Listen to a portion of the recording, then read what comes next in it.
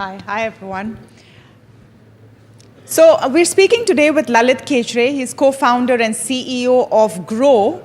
And for those of you who don't know or are living under the rock, Groww is one of the fastest growing platforms for financial inclusion, for trading, giving quite a bit of challenge to other big players out there. Lalit, we're very excited to speak with you at the NDTV World Summit because in this conversation, we not only get an opportunity to capture what disruptive technology can do, but talk about, I think, the biggest talking point in living rooms right now, which is, आज market में क्या हो रहा है?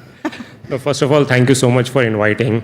Do you want me to answer that question? Market में क्या हो रहा है? Before we start, do people randomly come up to you and ask you, quick tip है क्या stock खरीदे? Because you run Groww? People used to a lot, but then they got just so bored of our answers that now they have stopped asking those questions. Okay, let's start with the story of Groww. Tell us, of course, you started in 2016. That was a time, markets have been in a bull run for a while, undoubtedly, but that was a time when I think online trading had not become as prevalent perhaps as today. Yes. What was the idea behind it, the thought process? Got it.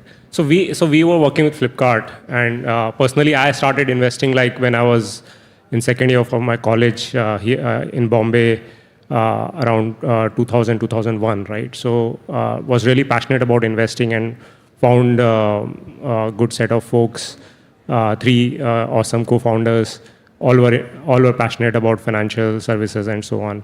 And we saw that we were also lucky to see how e-commerce grew in India, right? Everything becoming online and so on. And then we looked at the penetration of, how many people are investing in India, mutual funds, stocks, and so on. And then we saw like on Nifty 50, the constituents of financial services is like very large part of everything. And in the hindsight, if I see a lot of dots connected, right? And there was this opportunity to kind of create a crazy big impact, leveraging our technology to reach out to like millions of customers, millions of people across India. So that was the starting point. Did you expect this kind of a trajectory, or that there would be this huge quantum of Indians across, it's not just middle class Indians, everyone now has some equity exposure or the other. The boom has been immense. Did you expect that to happen, or do you think that that's something which came about in a post-COVID era?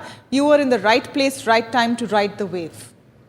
So we were definitely lucky. And by the way, we are still like penetration-wise, we are still very, very low compared to... Agreed. Relatively, relatively, I would say. Yeah. So if we compare with 2016, right? Bunch of things played a very big role. Like, as you said, markets have been kind of very, very good. And then a lot of fundamental changes happened in India. And especially on the digital India side, like, Aadhaar KYC happened and UPI came and a lot of education started happening, a lot of campaign, mutual funds and all, right? So, there were some signals that, this wave, like this is a very, very kind of long-term wave and this is India's time and so on. Did we expect this much? I'm not sure, because we did not think too much like, where will be in 8 hours. I mean, of course there were plans and so on, but I think we were lucky, yeah. Yeah, so right time, right place. Right now, there are also concerns, Lalit, about, so for example, futures and options or derivatives trading. All the regulators recently trying to clamp down a bit on the kind of retail participation. I just want to understand what is the kind of volumes you see on a platform like Groww? Have you seen a lot of interest or excitement about weekly futures and options, for example, and the impact that you see of that coming down? You see, Groww is kind of very broad-based platform. It has like number of products. Sure. We have mutual funds, stocks, and then of course derivatives. There are like 15 to 20% of our customers who do derivatives as well. And as you rightly said, like over last few years, the interest kind of is high, and regulator, as you again said, that regulator thinks about the customers, thinks about the investors, and kind of more or less aligned with our kind of thought process also, because what matters is the long term. How are people making money in the longer term, and so on. And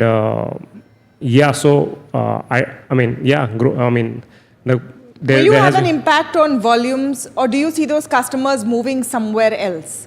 And do you think that retail investors needed to have been protected from things like weekly options? I think, there are certain things where customer protection is very, very important. So from that perspective, I think we are in the right direction. Your first question about will it impact? Of course it will impact, but how much, what will be the degree? I mean, your guess would be as good as mine or anybody, because there are a lot of second order, third order effects of any rule that comes into picture and any kind of change that happens, right? So we don't know about that, but of course there would be some impact. Yeah. Give us a sense of the kind of growth we have seen in equity investment across India, and because you're at a position where you can get that expanse. It's not typically, it used to be maybe Mumbai, Gujarat, some pockets of the country where there were avid equity investors. That's not the case anymore, is it? Yeah. So internet plus Aadhaar, UPI, like they have like lowered the kind of barriers like anything. And then folks like us came who made it very easy, very transparent, and a lot of education campaigns and so on.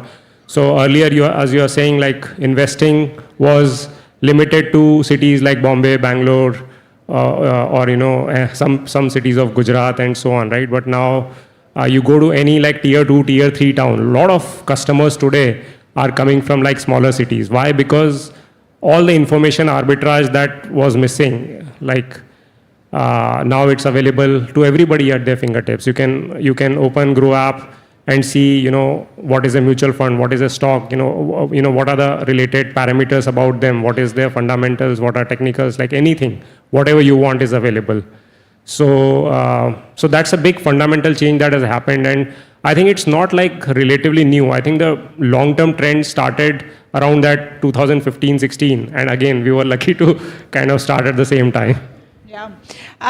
Lalit, recently, I think you've had a big move. Our conversation and our context today is about the India century.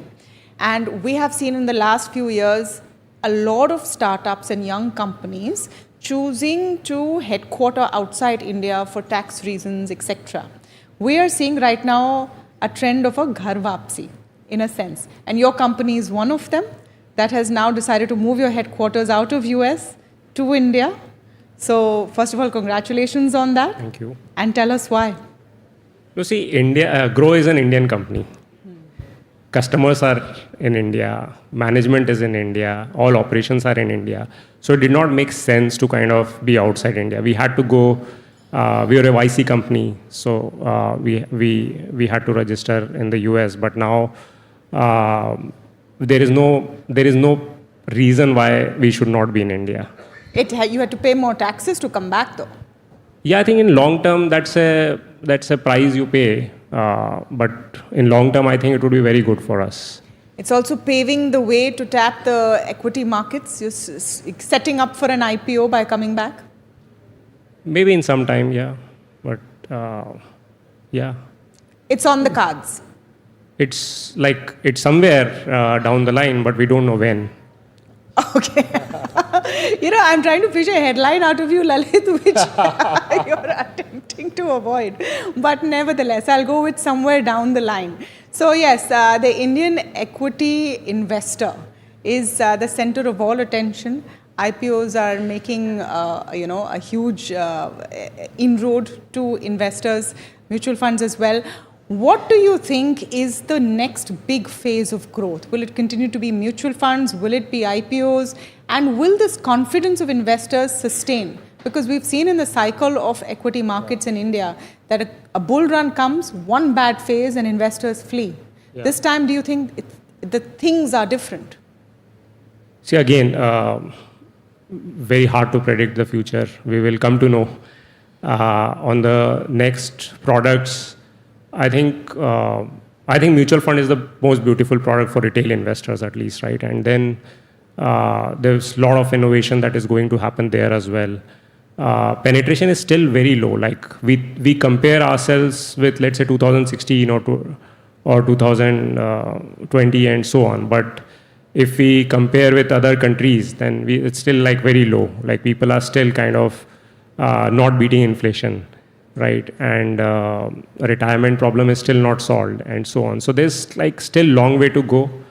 And I don't know whether there will be new products or not, but with existing products itself, I think there's kind of a lot of penetration. And that's where like companies like fintech, where the cost of serving customer is very low because of tech and everything, right? Where you can penetrate into kind of, deeper sections of the country, right? That's the big kind of innovation that is going to happen. Yeah, but you're also in a very competitive space because the moat is low, right? Because the digital infrastructure exists. You have a fair number of platforms that make it very easy for you to invest at a click of a button on your phone while you're traveling. How does Groww aim to remain head and shoulders above or have a competitive edge? See, the biggest thing about financial services is trust, right? You're compounding trust. And if you continue serving customer really well, if you continue kind of being on the side of the customer all the time and keep compounding that trust, I think that's the brand that you create. Or like if you look at all the financial services large companies in India, why do we kind of go to them? Because they are trustworthy and they have very, very good service and so on, right? So, and it's very hard to do that, like continuously understanding customers' need. Like there is a saying in our product world where customer need is always ahead of you and you are just running to kind of meet it. And my strong belief is that if you continue doing that, and other thing is like there's a big playground here. Like India is a big playground right now. Like India growth story is like multi-decade story is what like you have to believe, right? And and continue kind of building for the customer. So what is the next big exciting announcement we're going to be hearing from Groww, or the next innovation that you're working on, Lalit? See, I would be very happy to tell if we kind of work that way. But so the way we work is like we work on bunch of things, right? There are a lot of customer feedback that we keep getting. So we go out and meet customers. Like I personally travel across the country, meet customers in all the cities and so on. And then we invite customers and we come with like hundreds of ideas from those, and then we kind of keep churning them. So it's like more like an innovation factory than one big idea that I can announce here and tell this is going to happen. So it's kind of very boring under the hood, but then what comes out is like much more exciting for customers. I think talking about customer feedback is the daily volume of people complaining that their tech is glitching or their app is glitching. Is that your biggest pain point? And not just for you, I think across the industry. Because every once in a while you see this Twitter trend or this X trend coming in. XYZ company glitch, my trade got stuck, I lost so much money, please refund. Is that a big problem that still needs to be sorted, even as 99% of the time, things are working smoothly? I think more important than is the customer love that we get every day. Like, of course, like when you're building something very kind of, tech-based and very high scale, there would be anomalies. But I think what gives us energy is the kind of positive feedback we keep getting every day. So it's unfortunate that all the negative things are pointed like much more, but like, I get like hundreds of emails per day, build this, or this is very good, and you should get this feature done. And customers are also very vocal. One beauty about building a product where customers care about you is like they are very vocal about what they want. So in general, in consumer product, it's very difficult to find what customers want, right? You will have to use various tools, but in our business, at least, that is like very, very, so we are grateful to customers in kind of, talking about all the things that they want on the platform.